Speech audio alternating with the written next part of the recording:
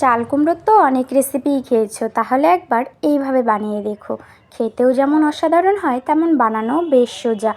তো কিভাবে বানাচ্ছি দেখতে থাকো। প্রথমে তেলের মধ্যে 5 ফোড়ন, তেজপাতা, শুকনো লঙ্কা আর আদা কুচি দিয়ে দিলাম। এবার ফোড়নটাকে ভালো করে ভেজে এতে দিয়ে দেব কিছুটা মুগ ডাল। মুগ ডালটা দিয়ে এবার আমি কিছুক্ষণ ভেজে নেব।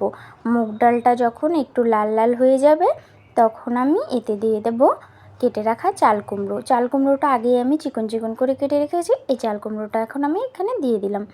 চাল কুমড়োটা দিয়ে এবার আমি এটা ভালো করে উল্টে পাল্টে মিশিয়ে নিচ্ছি। তো এতে আমি এবার দিয়ে দেব কিছুটা গুঁড়ো মশলা। তো প্রথমে দিয়ে দিলাম পরিমাণ মতো নুন, পরিমাণ মতো হলুদ আর কিছু চেরা কাঁচা লঙ্কা।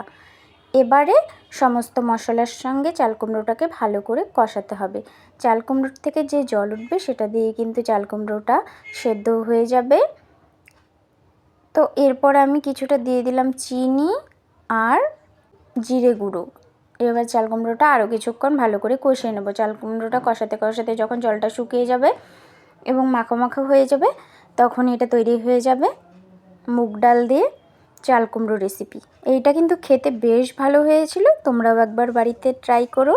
আর আমার রেসিপিটা কেমন লাগলো জানাতে ভুলো না কিন্তু।